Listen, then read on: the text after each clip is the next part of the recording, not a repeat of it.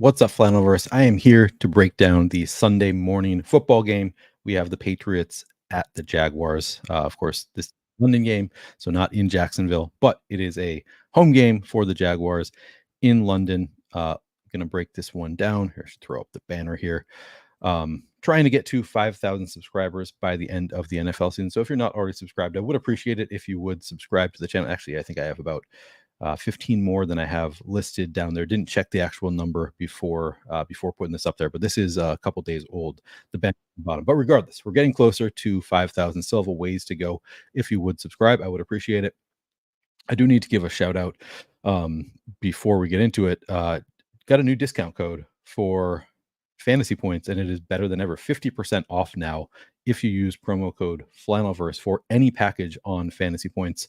That is primarily the tools that I'm going to be using. Actually, the one tool that I use that is not fantasy points is currently on the screen, but every other tool that I use is fantasy points. Most of it is in the data suite. You can see here anything that is dark mode, that's going to be the fantasy points data suite. So if you just get the data suite package, again, 50% off using promo code Flannelverse. I think it is fantastic. I use it for everything. This I don't believe would be included. This is the wide receiver cornerback matchup report. I don't believe this would be included if you just get the data suite package. I think you would need the NFL premium package if you want access to things like the wide receiver cornerback matchup, the projections, the schedule adjusted fantasy points allowed column. For this, you would need the premium package, but most of what I look at is in the data suite, as you can see here. So highly recommend signing up if you have not already done so. You can use promo code Flannelverse to get 50% off any package at Fantasy Points. Had to shout that out because, yeah, great deal going on. Oh, and not EOM says he thinks that's free. So the other things that I'm using here, the ones that are not in the data suite, I think he's right, are actually free. You can find those at fantasypoints.com. But if you want access to the data suite content, all of that stuff that is behind the paywall, use promo code Flannelverse for 50% off. That is the best deal you can find anywhere on the market if you want to check out Fantasy Points tools. Okay, yeah, thanks, not EOM. Yeah, that's what I thought. Okay, good call outs there. All right, but I'm going to be using a lot of these tools as we break this down. And I want to be upfront. Like I have not spent, usually when I do these showdown breakdowns, I've spent hours already doing a written breakdown of the whole slate.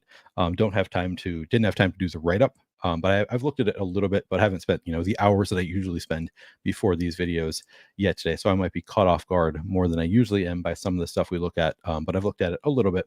So we'll dive in though. We'll use the tools, do the best that we can here. All right. We're going to start with quarterbacks. And of course, it is Trevor Lawrence and Drake Maye took over at quarterback for the Patriots, which was pretty fun last week. He was pretty awesome in his debut against the Texans. Here, I can pull up quarterbacks here. Trevor Lawrence projecting better here at Fantasy Points, also projects better at Roto Grinders. Trevor Lawrence projecting for just under 19 fantasy points, Drake Maye for just under 17 fantasy points.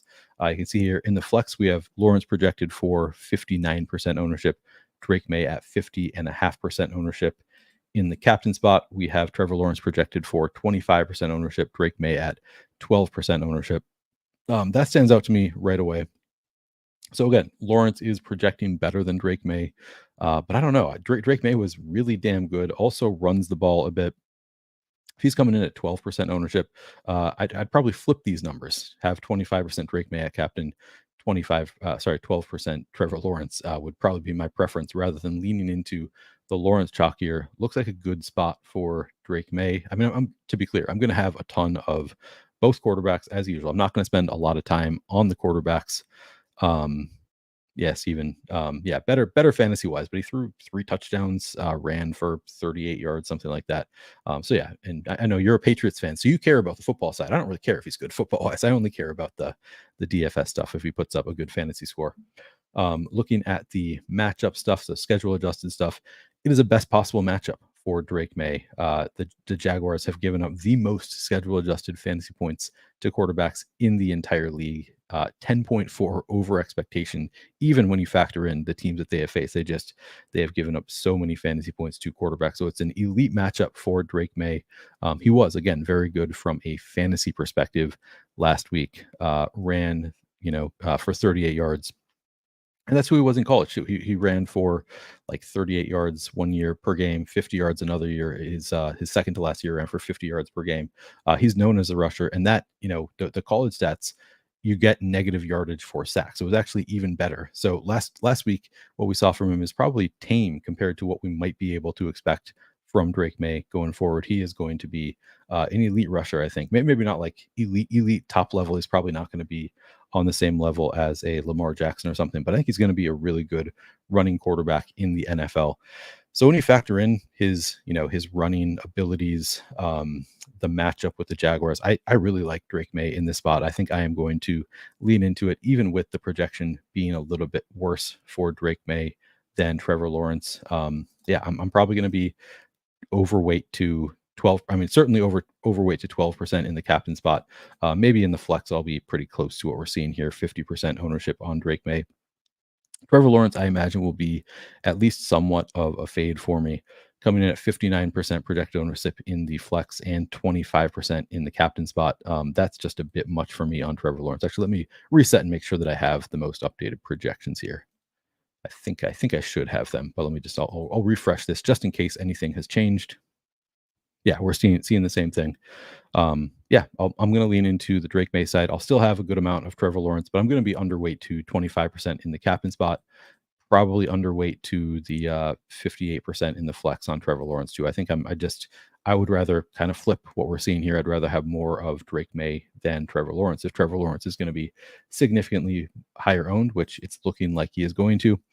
As far as correlations go, Trevor Lawrence just has not been a great rushing quarterback in the NFL. He was pretty in college. I thought he was going to be better in the NFL than he has been. He just hasn't really shown the rushing ability. And actually, let me pull up schedule adjusted for Trevor Lawrence as well.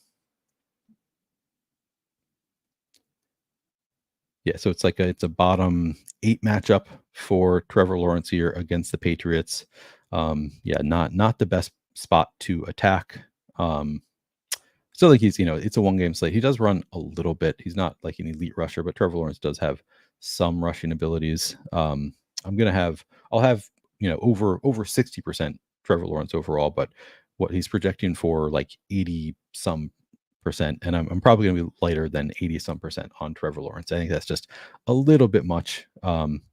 Yeah, that you are right that is worth mentioning, Steven. Yeah, he had the MRI, but he does seem fine. The coaches say that he is good to go. He looks totally fine, not really a concern. I guess it could affect his running, so it is worth mentioning from that standpoint. Like all indications are that he's going to start this game.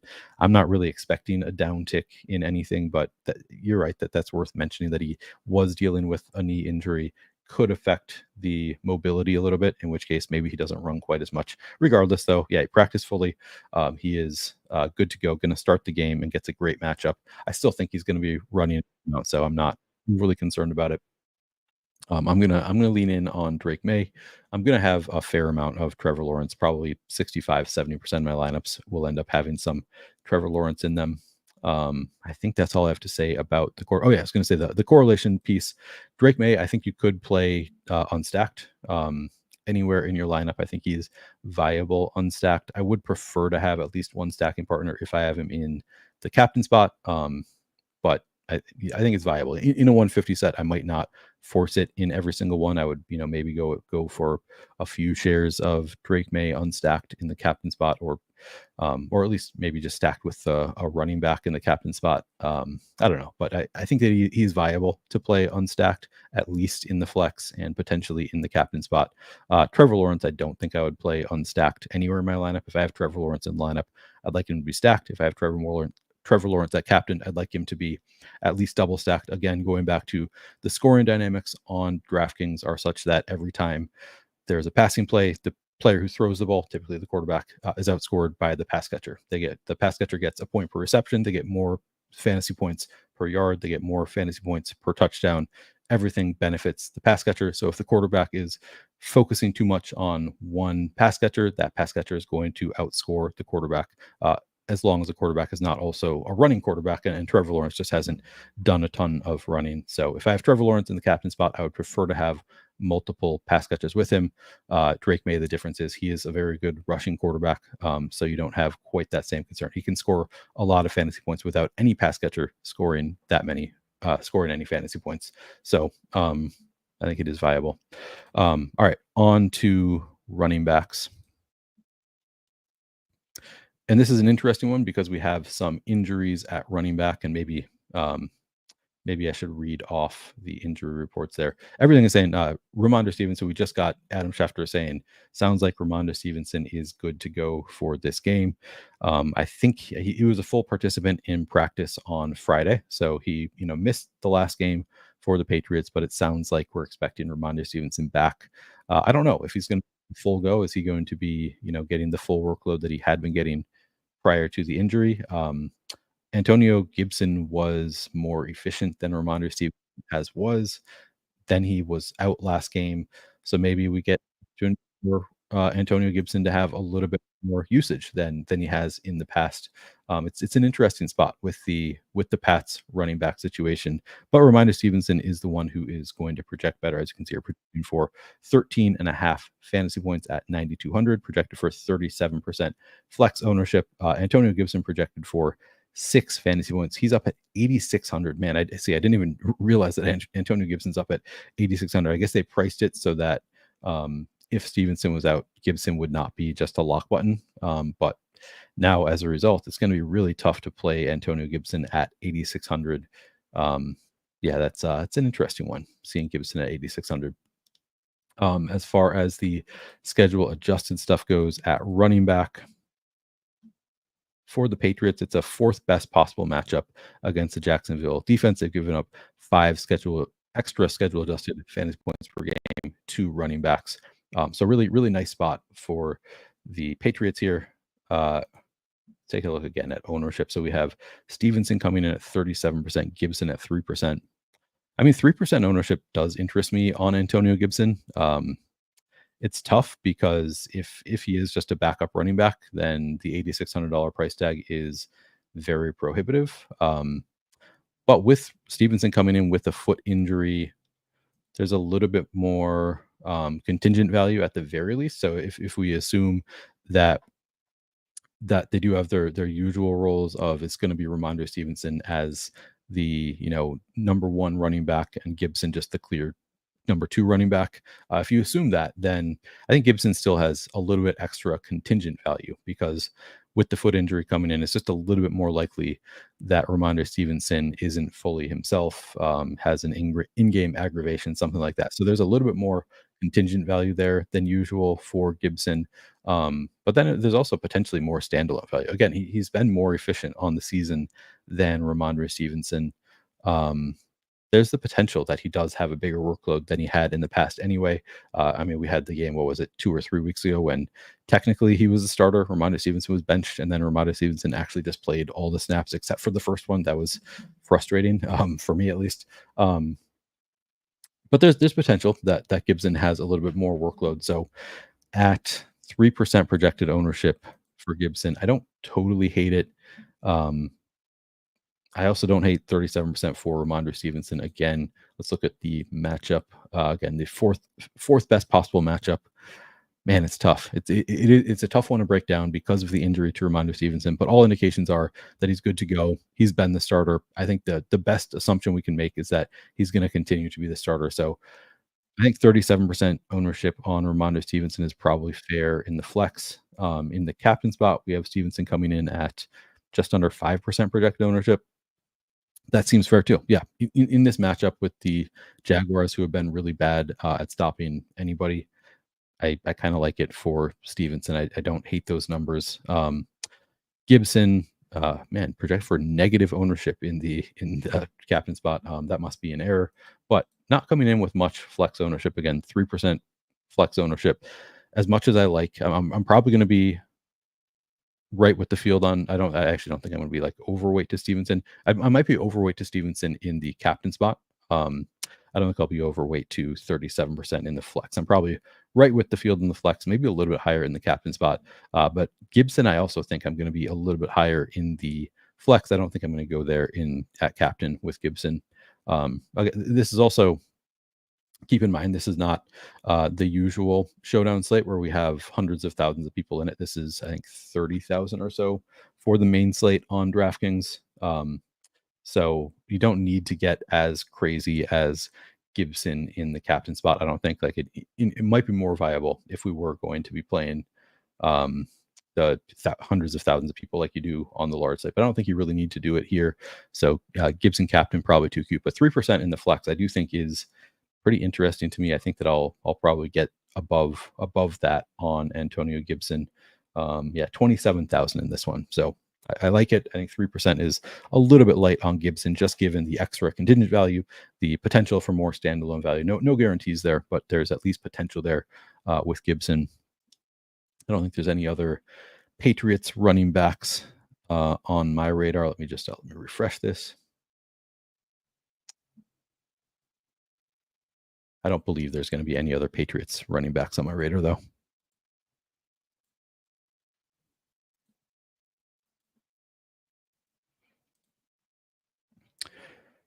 Yeah, don't think I'm going to Michael Hasty at 2,000. I don't really see the value there. And then the other side of it, so we have interesting. So we have Tank Bigsby is projected to be the starting running back as of right now. And I should let me read the coach speak from the Jaguars. I'm going to Coach Speak Index Discord. Travis Etienne, this is as of yesterday. Travis Etienne is progressing. We still haven't made a decision yet.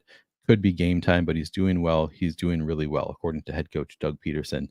Often 2 days ago, offensive coordinator Press Taylor was asked on whether he believes Tank Bigsby can handle a big workload. We do. I think Tank is built for that. He hasn't had the opportunity yet because we have a pretty good stable of backs that we want to give opportunities to. We have a lot of confidence in him. Were the workload to increase moving forward. So yeah, and on the 14th, Doug Peterson called Travis Etienne week to week with his hamstring injury. So unfortunately, usually I try to start these shows right when inactives come out. Unfortunately, we don't know for sure whether Etienne is going to be available. Not says they elevated Jake Funk, so that is probably a bad sign for Etienne. My best guess is that Etienne does not play in this game. He'll be worth thinking about, I guess, if he does end up playing. But I'm kind of working under the assumption that Etienne misses this game, that these projections are correct, that it's going to be Tank Bigsby, Dearness Johnson are the playable running backs for the Jaguars. I was reading this chart wrong. I was confused for a second there. I was like, man, Michael Hasty, am I wrong about? Yeah, no. Bigsby, Dearness Johnson, both look pretty damn playable to me. Looking at the ownership here. Okay, so currently Roto Grinders still has ETN in, and a lot of places with the projections will leave in a player if they're questionable until they are ruled out, just so that you don't play, spend down on a player and then I don't know. It's usually about late swap. But here, Roto Grinders has Travis Etienne in currently, projecting him for 21% ownership, Bigsby for 11.5%. I would have to imagine if we get news that Etienne is out tomorrow, Bigsby's ownership will rocket to probably around where Stevenson's is. I don't think it would be any more than that. You might get people want to make their lineups the night before, like I myself included. People don't want to wake up early for this game in the States. So you might actually see reduced ownership on whoever benefits from news tomorrow morning. So if you are a morning person, I would recommend waiting until tomorrow morning to make your lineups, because you might benefit from people tonight just being like, you know what, screw it. I don't want to mess around with situations that have questionability. So that would be the Bigsby ETN situation. Like, I'm just going to leave that player out. There are enough other options to not consider them. So you might actually get a little bit of an ownership discount on players like ETN. It's a hard one to project ownership for, with things being so up in the air, with the game being in the morning here in the States. So I would imagine we probably do see some reduced ownership on Tank Bigsby in the event that ETN misses. Like less than it probably should be. But actually, let's take a look at the bell cow report for the season, because Bigsby not really used in the passing game. Yeah, wait, is this for the entire season? It's just one target on the season, 0.5% target share for Tank Bigsby. Only 18 routes run on the season. I don't think that they're going to suddenly use him a ton in the passing game. So Dearness Johnson will continue to have a real role here if Travis Etienne is out. which again is I'm leaning towards Travis Etienne will miss this game. So I'm really going to like Dearness Johnson. Now, let me actually see if anywhere else has projected ownership for this, assuming that Etienne is out. I just want to take a look at what things might look like. And I'm not sure if other places have this up for tomorrow already, but I kind of want to just take a brief look at it because I would be curious to see how things are projecting elsewhere. Okay, good. Found one that has ETN out, projecting Bigsby for sub 40% total ownership. Okay, so yeah, pretty close to where we're, like I said, boosted him right around to where Stevenson is for Bigsby. Also curious on Dearness Johnson projecting for, okay, so sub 30% total ownership, but places are projecting Dearness Johnson for some ownership here. Also not a ton of, I mean, Bigsby getting a bit of captain ownership, actually, not much for Dearness Johnson. It's an interesting split for the Jags backfield because it's pretty like, it's almost like the Derrick Henry type split where it's like, yeah, he's obviously a strong play, going to have strong usage, but not really going to be involved in the passing game at all. They have another running back who does that specifically. It's different from the Patriots in that sense, where both Ramondre Stevenson and Antonio Gibson can be used in the running game or in the passing game. The Jaguars just don't seem to have any interest in including Dank Bigsby in the passing game. I mean, 41 rushing attempts on the season and just one target is pretty nuts. Like they're just not using him at all in the passing game. Whereas different split for Dearness Johnson, 6 targets, only 16 total rushing attempts. Yeah, I like it. I like the spot for both Dearness Johnson and Tank Bigsby, both getting some ownership. So I don't love that they are getting some ownership. I was kind of hoping we might get an ownership discount on Dearness Johnson, but that is also, those projection sources are already making the assumption that Travis Etienne is out. Not everywhere is. So I do think you could see some reduced ownership on Dearness Johnson and Tank Bigsby just from people are going to build their lineups the night before instead of waking up early on Sunday morning. Some people have church on Sunday morning. People might not be totally on top of the news, might not have the ability to be totally on top of the news. So I think we might see reduced ownership on these Jags backs. Love to see it. Chris Williams, our Apple guy in chat here, says, "Hey Neil, great to see you. Question, because no chance I can be up that early. If doing all your lineups tonight, would you just run with the idea that ETN is out?" I would. Yep. That is probably what I will do. I might set an alarm just to like double check inactives when they come out, just so I can make swaps as necessary. But I do believe that would be my approach. If you just like absolutely cannot check tomorrow morning, I would make the assumption that ETN is out. Not says pretty sure he's out. Yeah, I mean, the coach speak doesn't sound that positive. He's again, week to week. I wouldn't expect him to play this game. So yeah, that's how I'd build it. But I want to say I appreciate you, Chris. That is the second time Chris has sent me a super thanks for last week when I did the pre-recording of this video. Another $20. Really appreciate you, Chris. That is very generous of you. I know you like to send out memberships to people for YouTube, and I just don't have that on my channel right now. But appreciate you sending me super chats. Thank you.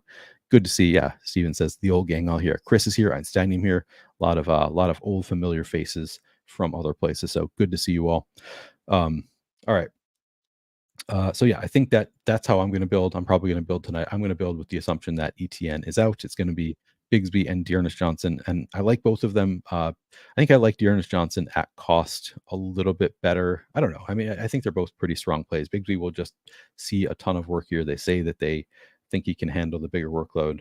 In terms of schedule adjusted, still looks like a top 10 or so matchup for the Jaguars running backs, mostly on the ground. It's actually a better than average matchup for running backs on the ground, slightly worse, or I should say, running backs have scored fewer than you would expect points through the game, schedule adjusted. So strong matchup for Bigsby, who's not really involved in the passing game. But I do like the spot for Dearness Johnson as well. He's only 4,800. Should be, the passing game back might get a little bit extra run because he is the better pass catching back.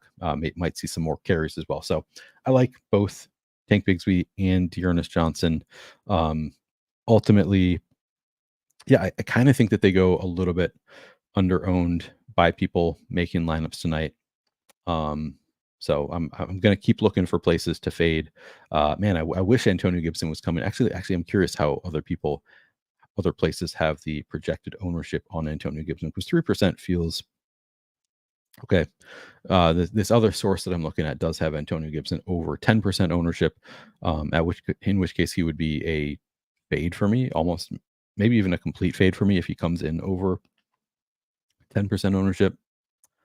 I don't know if I want to full fade it, but yeah, 8,600 is a pretty prohibitive price tag for a backup running back. So I think I might at least largely fade him if he comes in over 10% ownership.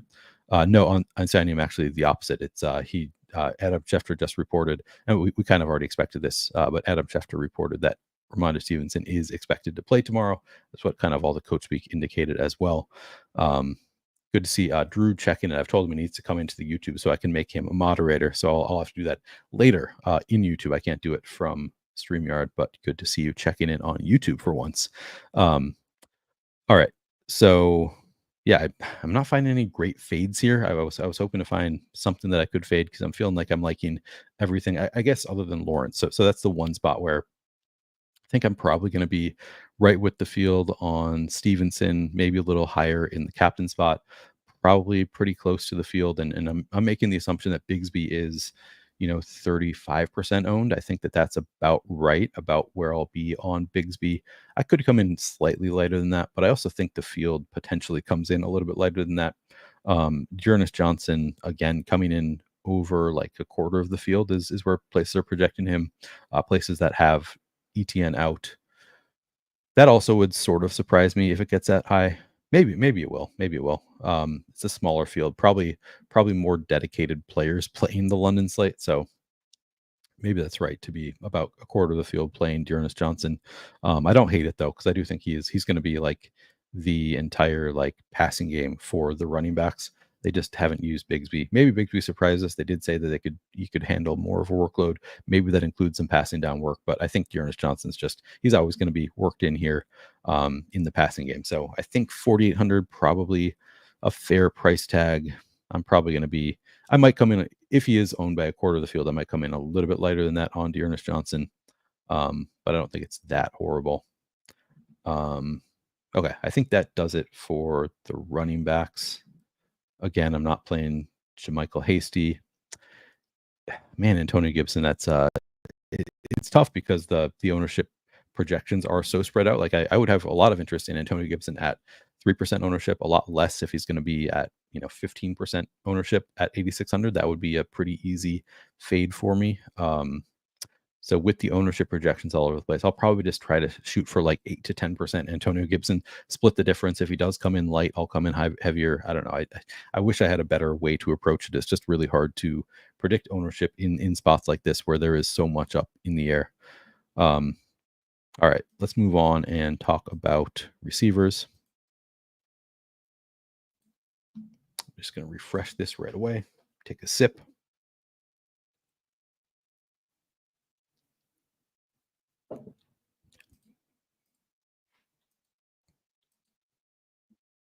Oh, wrong slate. There we go. All right, highest projection on the slate is Brian Thomas Jr. He's also 9,400, pretty expensive there. I noticed right away. I was looking at the cornerbacks matchup. Where it's in here somewhere. Here it is. Wide receiver cornerback matchup report is anticipating that Brian Thomas is going to be shadowed by Christian Gonzalez. It's showing up as actually a positive matchup in the wide receiver cornerbacks matchup column. Doesn't seem like it should be against Christian Gonzalez. I know maybe he's taken a little bit of a step back this year, but I don't totally trust that. I feel like this is a small sample size thing showing Christian Gonzalez shadowing Brian Thomas as a positive matchup. It's going to scare me off depending on ownership. If Brian Thomas is coming in with a ton of ownership, I think it might be a fade for me. But we'll take a look at it with the wide receivers. So Brian Thomas coming in at, so this is in the flex, 34.5% ownership. All right, so he's not like crazy high owned. That might be a light fade for me at 34.5%. 9% cap ownership, I think, is probably also so. I do think I'm going to be a little bit lighter than the field on Brian Thomas Jr. Just because I am a little bit afraid of that shadow matchup for him. Steven says Gonzalez has been inconsistent. Okay, so yeah, it's a spot where I would lean into it at low ownership. If probably fade him at high ownership. He's coming in at not that high of ownership, so I don't really have a strong take. Except I think it'll probably be a light fade for me on Brian Thomas Jr. Um, let's take a look at the usage patterns for the Jaguars, and we can see actually here's the chart of target share, weekly target share report. This is a new thing at Fantasy Points. So you can find this in the data suite. Brian Thomas Jr., yeah, 16.7% last week. That was with Evan Ingram returning. So I kind of wonder if that is going to affect him going forward. Maybe the target share takes a little bit of a hit with Evan Ingram in the lineup. This is really it's a one game sample since Evan Ingram returned. It was, they all had kind of the same target share in week one. So don't want to overreact to this one game sample of, oh wow, his target share shot down with Evan Ingram back. But Evan Ingram was targeted 10 times in that game. He's always been kind of one of Trevor Lawrence's favorite targets. So I think intuitively it kind of makes sense that he might actually take a step back in terms of target share with Evan Ingram in the lineup. But let's just look at the game log for Brian Thomas. So it was 6 targets last week. So still not bad. 6 targets in that game. Again, Evan Ingram up at 10 targets in week 6. Back to week 5, we had Brian Thomas coming in 8 targets in week 5 without Evan Ingram. In week 4, 9 targets. I also think he is good. 9 targets in week 3. So it's tough because I think he's talented. But lost a little bit of target share, might be shadowed by Christian Gonzalez. I don't know. It's the ownership is high enough that I think I'll be a little bit light there, but I also I'm not trying to take a huge stand against who I think is a really talented rookie wide receiver. I think he's going to be. I say him says you think his ownership should be higher than it is. Maybe, yeah. It's I don't really take any issue with that statement. It's right at a spot where, again, I think I'm probably going to be lightly fading it, but I don't feel that strongly about it because I do think he's talented. Maybe I'm overrating Christian Gonzalez. Maybe he really. I mean, it's the wide receiver cornerback matchup kind of suggests that he has taken a little bit of a step back this week. So maybe I'm more afraid of it than I should be, but factoring that in, plus Evan Ingram returning, kind of being a target hog. I don't know. I think it's going to be a light fade for me on Brian Thomas Jr. Christian Kirk, 11.6 is the projection at 7,600. Again, we can take a look at the target share chart. Christian Kirk really down the past couple weeks, 11.8% in week 5, 16.7% in week 6 for Christian Kirk after a couple, weeks 3 and 4, really strong target share. Took a big step back last week. And we can take a look at the route participation though as well. Christian Kirk, 74.4% route participation last week. So he's still out there running his routes. He still did see 6 targets. The price tag on Christian Kirk, just 7,600, so much cheaper than Brian Thomas. Maybe he benefits if Brian Thomas is getting that shadow coverage. If this is a game that, Christian Gonzalez is good, maybe we see some benefit to Christian Kirk. Just 2% cap ownership. I do like that. So I'd rather lean into 2% Christian Kirk, I think, than 9% Brian Thomas. And then in the flex, Kirk coming in at 27%. Yeah, I think I'm probably just going to, kind of split the difference and have a little bit more of Kirk, a little bit less of Brian Thomas Jr.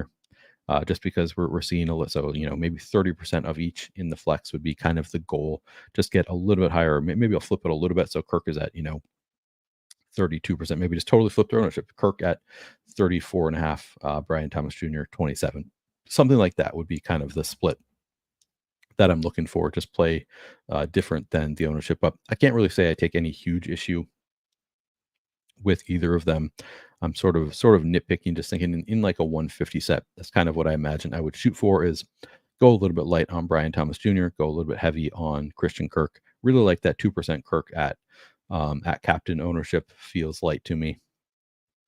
And actually, let me pull up the schedule adjusted fantasy points for wide receivers. Yeah, so we're going to talk about the Patriots in a bit, but again, top possible spot for Patriots receivers, and then how good of a spot is it for Jaguars? Okay, it looks like it is a very middling matchup for Jaguars, kind of right in the middle of this chart for wide receivers, and doesn't look like any particular receiver position really stands out as having a big advantage here. Just kind of a across the board, fine, not great, not bad matchup for these wide receivers. So outside of Brian Thomas, Christian Kirk, Gabe Davis has actually been running a ton of routes. This was a spot that we did well in the last time Jaguars were on a showdown. It's like Gabe Davis scored. I think he scored 2 touchdowns and like dropped 2 more of them at really low ownership and a low price tag. The price has come up to 6,600 on Gabe Davis. Let's take a look at the ownership here. Yeah, now the ownership is up to 26% on Gabe Davis. So he had that game, and suddenly everybody is on Gabe Davis. Makes it a little bit tougher. Still sub 2% captain ownership. I like that. I think I would lean into sub 2% captain ownership at just 9,900 in the captain spot. That seems pretty strong for Gabe Davis. I don't love the flex ownership. I think that's a spot that I would be okay getting away from. He's a very boom bust player. I think I'd be on top of the captain ownership, maybe a little bit light in the flex. He's 6,600, so not like he's free or anything like that. He's running all of the routes. Again, we can take a look at last week. Gabe Davis, 72.1% route participation, so just a little bit behind Christian Kirk, Brian Thomas Jr., ahead of Evan Ingram. Saw 8 targets in that game too. Looking at the weekly target report, Gabe Davis, 22.2% in that game, but it was lower and it's typically lower. Gabe Davis, I mean, again, he's just a very boom bust player. Just 13% in week 3, 15% in week 4, 12% in week 5, jumps up to 22% in week 6. I don't think that he's going to stick above 20% target share for the season. He's just not that type of player. Doesn't have that type of skill. So, yeah, I think I'm going to be probably lightly fading in the flex. Probably come in overweight to Gabe Davis in the captain spot, though. I think that looks really nice at like 0 ownership. Any other Parker Washington? They said they want to get him more involved. I don't think they really have, and that was a few weeks ago. 9 routes run, 21% route participation, 0 targets. Week 6, week 5, 5 routes run, 0 targets. Yeah, I just you could play him in a 150 set in a very large field, and if you want to play him in the largest field we have, which is again 27,000, I think he's fine to play at assuming 0 ownership. Yeah, 0% projected ownership. I think he's like a large field dart throw. Maybe he gets involved, and if his one reception happens to be a touchdown, then you'll feel pretty good about it. But in general, yeah, yes, I did. Yes, I did call that Gabe Davis shit last week. That was fun. I feel like the London games are the ones that I have done the best on. Maybe it's been the most consistent. Garrett Wilson, I was really high on that, and he had his best game. He had like 22 targets, something like that. So I've gotten these London games pretty well. I don't feel as good about this one though as I have those ones. I have to say this one's kind of a mess. Whereas I felt pretty strongly about some things in those past games. Um, all right, I don't. Yeah, Parker Washington in a 150 set, maybe take a few shots because 21% raw participation is fine, and they've said he's good. We want to get him on the field, but they also have Evan Ingram back. No real need to get him out there, so not taking. And I'm not playing any Devin Duvernay or Tim Jones. Patriots are pretty interesting. Pop Douglas projecting for 10 fantasy points at 8,000, so the price is up along with the roll. Again, we can take a look at the Patriots target share. Pop Douglas, the past 2 weeks, 23.5% and 24.2% in weeks 5 and 6. So really strong. Week 3, actually 34.6%. Seems like Drake Maye likes him, 24.2%. Everything looks good for Pop Douglas. All of the coach speak has been really good for Pop Douglas. Actually, I think this is a spot where, as we get into the Patriots receivers, I think this is a spot to read some coach speak because we had some really interesting coach speak. Again, going back to the coach speak index. Let me just read off some of the things that they've said about Patriots receivers recently, and Jalen Polk in particular, one that they don't seem to be the highest on.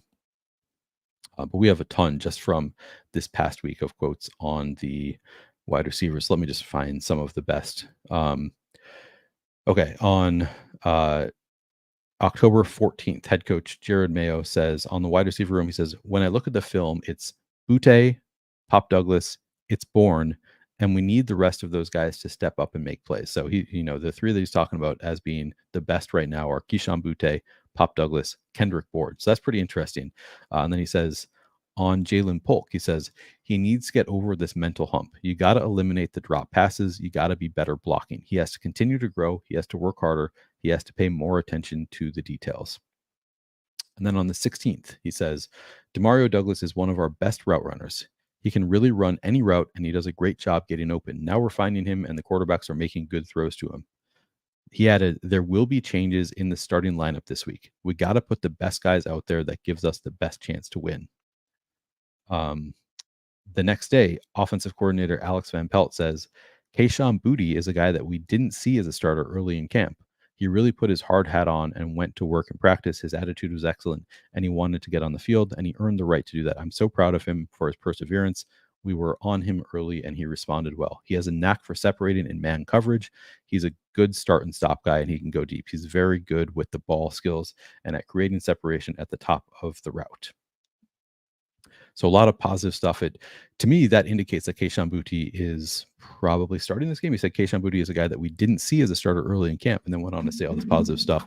They said they want to make changes to the lineup. So my takeaway is Kayshon Boutte probably going to be getting the start in this game, which again, it's probably going to continue to be a rotation at wide receiver. So I don't want to like overestimate what that means exactly for the wide receiver room, but pretty positive coach speak there on Kayshon Boutte. And we'll take a look at ownership and stuff. So I have not looked closely at projections and ownership, but all of this pretty promising for Kayshon Boutte. They did come back. He added, so this is on the 17th, offensive coordinator Alex Van Pelt. So same day they're talking about Kayshon Boutte. He says Jalen Polk's drops were uncharacteristic. Success gets you over mental humps. He's a rookie. Just got to figure out a way to overcome that and get back to focusing on what he can do well. And that's a lot of things. A lot of times we put a lot of pressure on these young guys when they come in, and he needs to understand that we're asking him to do that because he can do it. We highlight him a lot as the number one in our progressions. So there's a lot on his plate right now. Finding ways to spread that responsibility around to other guys and maybe lighten Polk's load a little bit, but he's going to make plays for us as the year goes on. There's no doubt in my mind. We lined him up as X receiver because we thought he'd give us the best chance to win one-on-one matchups, but he can do great things in the slot and Z as well. He's very smart, play multiple positions. We as a staff just need to figure out the three best pieces to put on the field. So what I'm hearing from all this, and if you hear something different, then that's cool too. But what I'm hearing is probably Jalen Polk not going to get the same usage going forward that he has in past weeks. Probably Kayshon Boutte going to get a step up in terms of opportunities in this offense. So I love all of that, all of this coach speak for 100% on Boutte. Actually, I'm 100% Boutte. Love that. Yeah. To me, it sounds like, wait,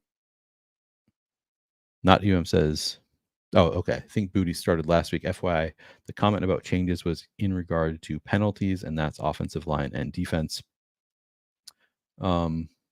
I don't know. They were talking about the receivers, though, talking about making changes to the receivers. They said, we got to make sure that we get the three right guys out there. So I think the quotes I was just reading were all about the receivers, but they might make changes a bunch of different places. But yeah, I think all of that very positive for Kayshon Boutte. Now let's take a look at last week. We had Boutte just 9.1% target share.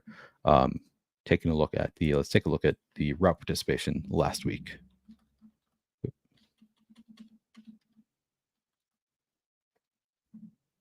So we still had Jalen Polk running routes 66.7% of the time, saw 3 targets last week. Kayshon Boutte, 76.2%. So yeah, I think you're right. Maybe he did start last week. Only 3 targets in that game, but I'm not overly concerned about that. I think everything sounds pretty positive. Kendrick Bourne, 52.4% route participation last week, 2 targets. I think that could see a little bit of a boost. And Pop Douglas has been very good. 8 targets last week on just 64.3% route participation.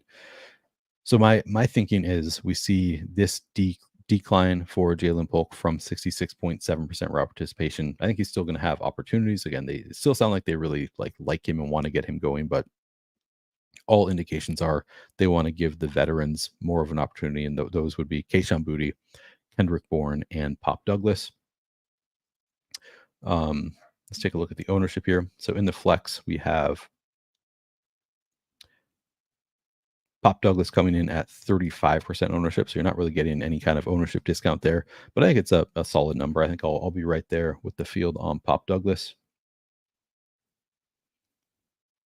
Keyshawn Booty 13. I mean, I love 13% Keyshawn Booty at 3,600. That is a great number. So that is a spot that I would be slamming, getting way over that on Keyshawn Booty. I think that he could just have more of a role this week, even after having a pretty significant role last week. Kendrick Bourne, 34% ownership at 3,200.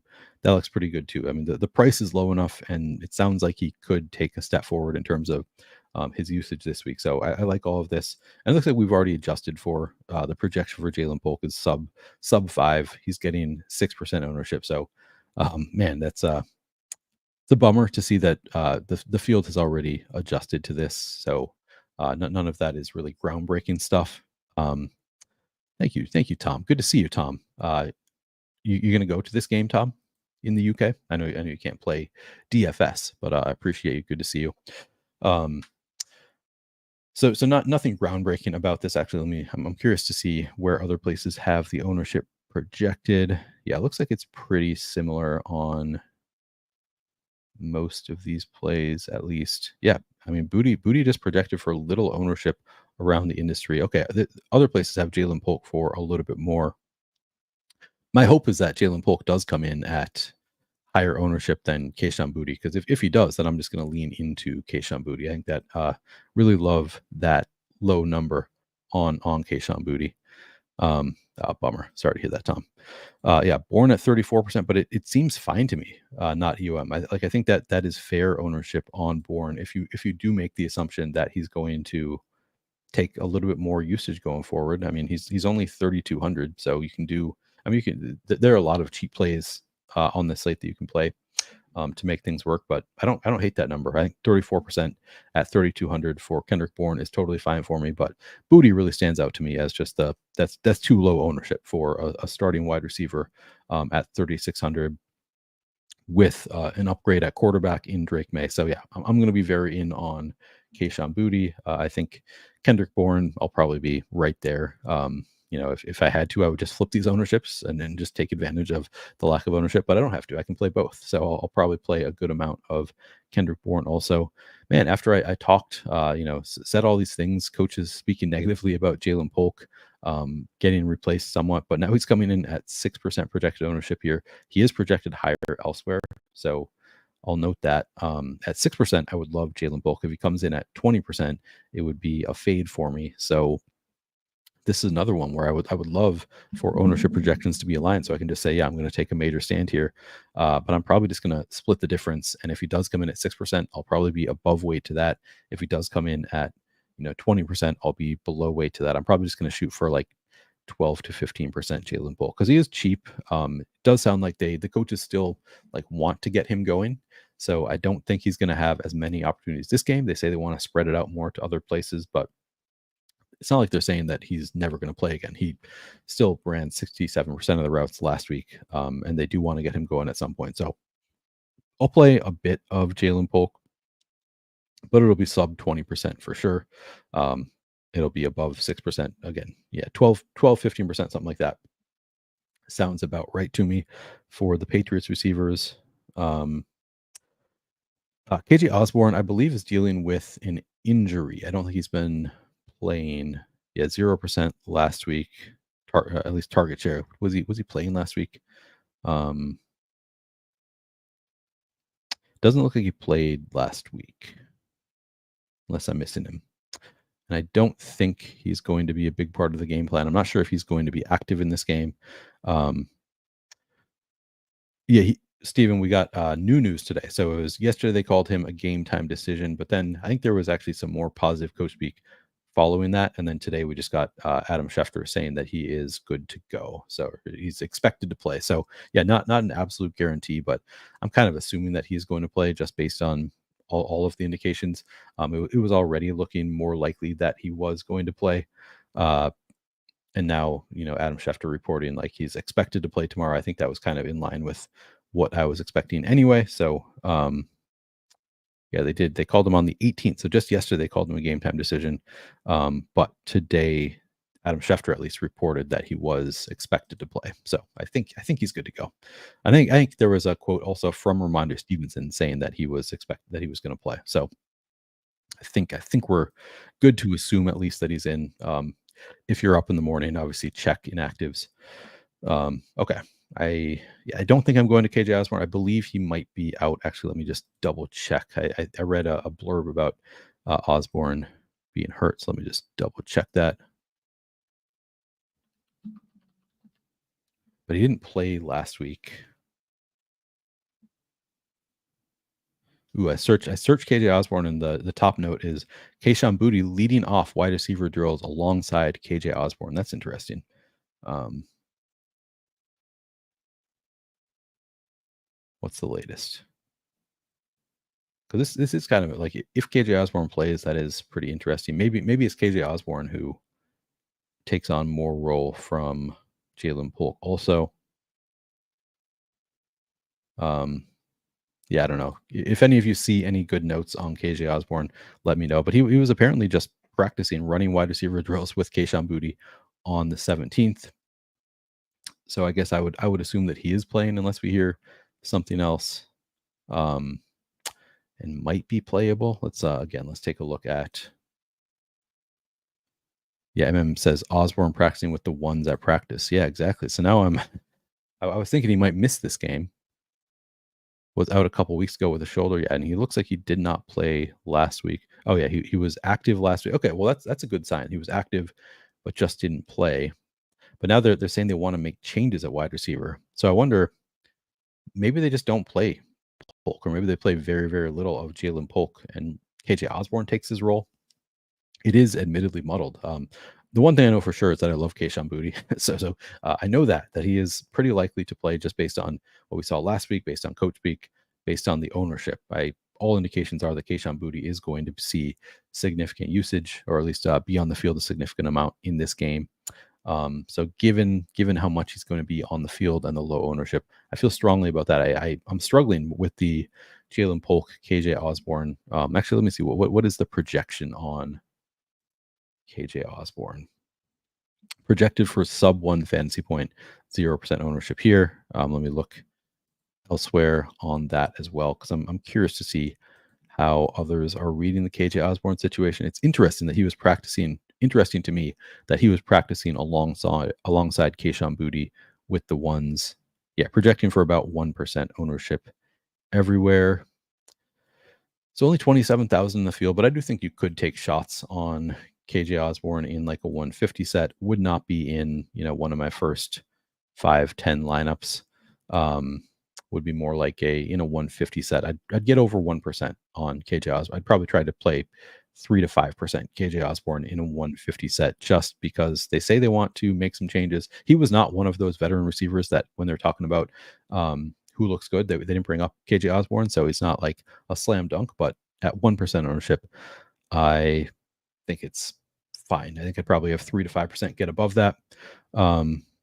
Link to Osborne saying I got to do my job. All right, comment God, you have a link. Yeah, so I think KJ Osborne is interesting at 1% projected ownership. Not quite the slam dunk that Boutte is, because again was active last week and KJ Osborne just did not play, but it's at least sort of interesting. All right, I think that's enough on the wide receivers. So let's move on. Talk about tight ends. Oh, it deleted your link? Sorry. Yeah, I don't know. I didn't do anything to tell it to delete links. Okay, he says he spoke in a press conference yesterday and said, I got to do my job. So that's promising. Kind of makes it sound like he's expecting to play some, maybe. All right. Let's move on. Talk about tight ends. See if this works. Probably not. Oh, it did work. Okay, good. Evan Ingram, the top projected tight end at 7,000. Again, 10 targets last week. Evan Ingram is he's a target. Like Trevor Lawrence seems to love Evan Ingram. I think he's going to continue to see a ton of targets. 27.8% target share last week, 19% in week 1. He had awesome target share last year as well. Hard to really argue with Evan Ingram. And the route participation pretty strong last week. Also, he was fourth on the team or something in his first game back from injury. I think we could see this move up north of 70% route participation as well. Again, but 10 targets on 70%. So we would take that anyway for Evan Ingram. Should be very involved. We can take a look at schedule adjusted fantasy points allowed to tight ends. Looks like it's a good spot for Hunter Henry. Where is it for? Kind of middling matchup for Evan Ingram. Not overly concerned. That's, don't really care about the middling matchups. Seems a fine enough spot for Evan Ingram. Projected for about 40% ownership in the flex. Feels fine to me. 19% in the captain feels a little bit high to me on Evan Ingram. I know he was targeted 10 times last week, but man, is that second highest on the slate for Evan Ingram? I mean, I'd rather have more of Drake Maye than Evan Ingram. That feels a little bit too high to me. Not like I'm gonna full fade that or anything, but I'd rather play more of like the Christian Kirk at 2%. I much prefer that to 19% Evan Ingram. 1.5% Gabe Davis. I would prefer that. So I think that I'm probably going to be lightly fading this 19% to Evan Ingram. Not like a full fade, but I could see myself getting more like 10% Evan Ingram seems reasonable. The targets obviously help quite a bit. You can rack up PPR points with those receptions. But yeah, I don't think that I totally love it. You say you sent me a link. I mean, I don't know if I can do much with it, but I appreciate you sending it to me. Okay, I just got to do my job. Is there more to it, to the comment? I mean, I think that's good enough. I see the link that you sent me, and I appreciate it. Comment God, but I think that's just, it's good news that he's saying he needs to do his job. Good news that he might actually see some playing time. KJ Osborne. All right, Evan Ingram seems a little bit high at captain, maybe even at flex. Like I would imagine it's a light fade for me, and not one that I feel really strongly about. He's only 7,000, and again saw 10 targets last week. But just given how much of the field is going to be there and how many other players there are that I think are getting a little bit light ownership, I don't really want to fade it. But I think in order to get to get way over the field on Kayshon Boutte, I'd like to get over the field on Hunter Henry. Some of these other plays, I might come in on a light fade, just kind of because I'm forced to get to more of other players. And I'd be okay just getting to, I want to have at least 30% in the flex and at least 10% in the captain spot of Evan Ingram. I do think he's a really strong play, but I could see myself being lighter than what the field is projected for right now. Outside of Evan Ingram, I mean, Brenton Strange, kind of tough to play him here. I think he's the classic backup tight end. Last week saw just 23.3% route participation. Saw a couple targets. I could see that though continuing to come down for Brenton Strange as Evan Ingram, gets back into it. I think we could see Ingram's route participation increase. Strange's continue to come down. What was it? Yeah, 8% in week 1 for Brenton Strange. I don't know. I don't know that that's going to happen, but I would anticipate. I guess Ingram was just 68% week 1. He's just a classic backup tight end. Probably not going to see more than a couple targets. If one of them happens to score a touchdown, you'll probably want him. If he doesn't score a touchdown, then you're probably not going to want Brenton Strange. So I don't really feel great about Brenton Strange, but I don't imagine he's going to get a ton of ownership. In which case he's the classic. Yeah, you could play him for that.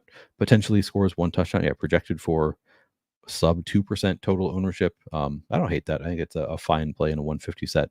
I'd probably be slightly overweight to that because he is going to see probably a little bit of the field, might see a couple targets. So I think at this level of ownership, I think Brenton Strange looks fine. Not a huge priority for me. Patriots tight ends are going to look pretty interesting though. So again, you look at the schedule adjusted, it is a 6th best possible matchup for Patriots tight ends against the Jaguars. Really nice spot. I mean, that's kind of the case for every Patriots player. But Hunter Henry, one of the better target earners on the Patriots. Take a look at the targets throughout the year.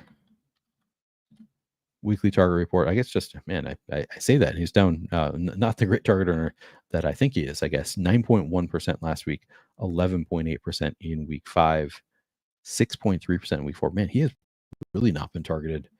That is surprising me because he had at least one game where he had a really good game recently. So he had 3 targets in week 6 on 64.3% route participation.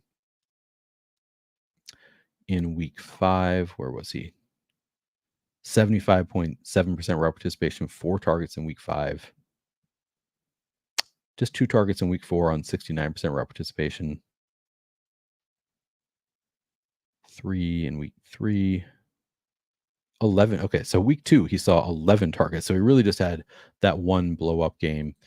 Overall, I think he is one of the better receiving options on the Patriots. So I guess just week 2, and you can see here, just stands out like a sore thumb in his game log. But I think he's a pretty capable pass catching tight end, and not coming in with a ton of ownership. Projected for about 20% ownership. Yeah, 21% ownership. At 5,600, it doesn't project really well point per dollar, but I think I would take some shots. I think that is a spot where I'll be above weight to Hunter Henry. So another one of those. Just he's getting low enough ownership that I would try to get above that number on Hunter Henry. 21% feels pretty nice to me. At captain, I mean, he's not going to have a ton of ownership here. Yeah, sub 1%. I think he probably should be, 2% maybe coming a little bit higher than that, because he did have a game with 11 targets. He's only played one game with Drake Maye, and again in that game, just 9.1% target share, but also a really small sample size. I think he's interesting. I'll probably be above weight to the field on Hunter Henry. Yeah, it was week 2. It feels, I guess the season just really flies by. Yeah, and he also, good point. We should take a look at the end zone targets for Hunter Henry. That is another important thing to look at. So we can look at for the season end zone targets.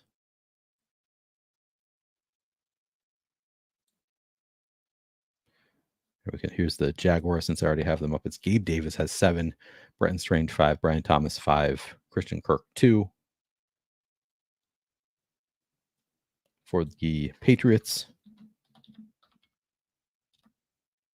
Hunter Henry, only 2. He leads the team. He's tied with Austin Hooper and Jalen Polk with 2 end zone targets on the season and has not converted either of them. But yeah, I would anticipate that he should be. Who has the highest first read target share? So Pop Douglas, 23.3% first read target share for the Patriots. Jalen Polk, and the coaches alluded to this. They try to get him the ball, 16.4%. Hasn't really been working out for them. Hunter Henry, third on the team, 12.9% first read target share. Interestingly, Austin Hooper right behind him at 12.1%. He only has one fewer first read target than Hunter Henry. So that is pretty interesting for Austin Hooper. The route participation for Hooper much lower than Hunter Henry. Austin Hooper, 38.3% route participation to Hunter Henry, 72.4. So interesting that he only has one fewer first read target than Hunter Henry. What is the ownership on? And actually, let's look at projections first. So we have Austin Hooper project for 3.3 fantasy points at 1,600. Gonna have interest in Austin Hooper actually, let's look at just flex. In the flex, Austin Hooper projected for 15% ownership. Okay, not as low as I was hoping it would be. I still think that's a fair number. I'll probably be right with the field there. Might come in a little bit higher than that because he is more likely to see end zone targets. Pretty involved. Yeah, I think Austin Hooper, a fine play at 1.6K. Hunter Henry, I'm going to make more of an effort to get above weight to the field on 21%. I think you can definitely play them both together. I know it's been pointed out that I like the double tight end. I like it particularly in Showdown, though. I think you can play both Patriots tight ends in the same lineup for sure. But yeah, not taking a huge stand on Austin Hooper because he is actually getting a fair amount of ownership. But I think the ownership is warranted at 15%. I'll be right there. I'll be overweight to Hunter Henry. All right. Outside of those, I guess we've talked about all the tight ends, so we can move on, talk about kickers and defenses. And really, it's just let's just take a look at the ownership on kickers and defenses in the flex. We have Joey Sly, 10% protected ownership on Joey Sly. He is 5,000. So I guess I get that. Patriots, 7% protected ownership at 4. I mean, this can't be right. 6% for the Jaguars. Yeah, I mean, at this level, I would just lean in on kickers and defenses. Jags, Patriots, Joey Sly, and Cam Little. Cam Little getting all of the ownership at kicker and defense. 26% ownership going to Cam Little. I'm going to double check to see what it looks like other places because this stands out as being very strange. If these kickers and defenses are not going to get ownership, I would just lean in quite a bit on them. But let me see if other places have it different. About the same on Cam Little. Okay, other places do have Joey Sly more in the range of, typically you see kickers and defenses 15 to 20% ownership in general. Other places do have it more like that, but the Patriots defense still coming in at pretty light ownership elsewhere. So yeah, I'll be into the Patriots. I'll probably lean into that a little bit. I do think they probably have the better defense of the two defenses that we have here. So sure, I'll play some Patriots defense for sure. I'll get overweight to the field on the Patriots defense, just projected around the industry to be really light ownership. It's higher than 7% elsewhere, but still fairly light. I like it. I'm going to play. I'll shoot for 20% ownership on basically all kickers and defenses. Typically, what I'm aiming for. I think I'm probably going to have that same objective tomorrow, or when I'm probably going to make my lineups tonight. So tonight, I'll have the objective of around 20% all kickers and defenses.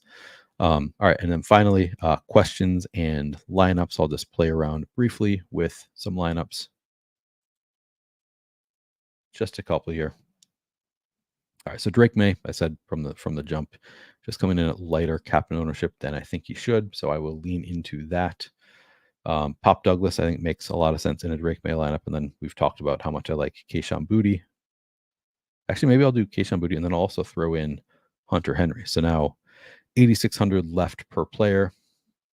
I could go with T-Law here, or I could just go with a one-off from the Jags. Could go Tank Bigsby. That's kind of interesting. What if I do double Jags running back, Bigsby, and then leave a ton of salary on the table with Dearness Johnson? Now we leave 3,600 on the table, probably more than you need to in a field of 26,000. But can I do an obvious upgrade off of Dearness Johnson? I mean, I could just go up. I mean, maybe here's where I just go up from Dearness Johnson to Evan Ingram. Bam. Now you're leaving 1,400 on the table. You got Drake Maye triple stacked with Pop Douglas, Kayshon Boutte, Hunter Henry. Then you have Bigsby and Evan Ingram racking up, Bigsby just having a big game on the ground. The Jags passing game doesn't do a whole lot. So Trevor Lawrence doesn't get there, but Evan Ingram racks up, 8 receptions and just gets there as a PPR scam. Here you go. 1,400 left on the table.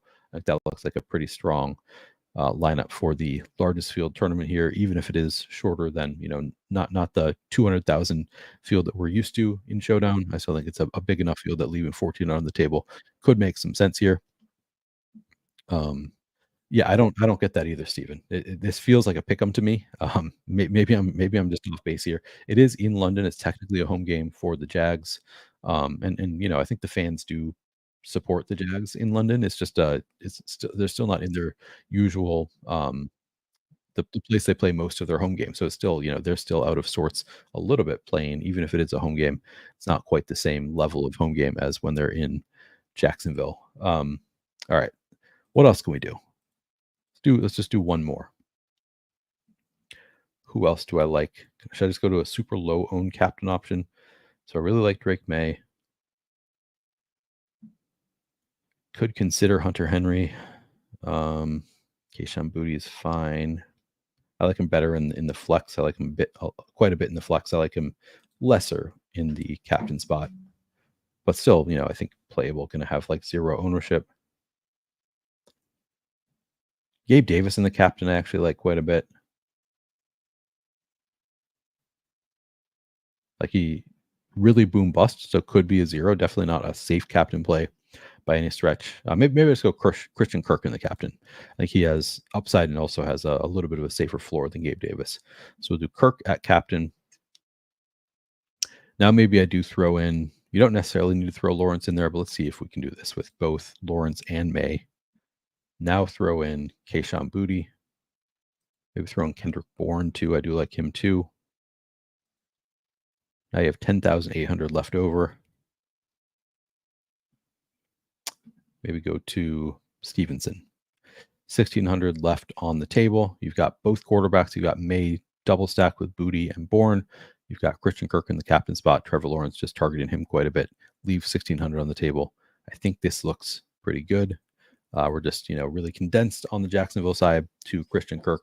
Patriots spreading it around a little bit more. I think this could work out. All right, I think that is going to do it for this video. So if you would, please do subscribe to the YouTube channel if you haven't already done so. Give me a like. I would appreciate it. And of course, commenting, all of that is very helpful as I try to grow this YouTube channel. Really appreciate all of you. Once again, Chris Williams, appreciate the super chat. Very generous of you again. Really great. Yeah, no scotch right now. About to go out for dinner. So maybe at dinner. We'll see. But appreciate all of you. I'll be back tomorrow night, Sunday Night Football. I'll be back to break that one down. Another barn burner. We got the Steelers and the Jets tomorrow night. So we'll be going over that tomorrow night as well. All right. Thank you all very much and good luck tomorrow.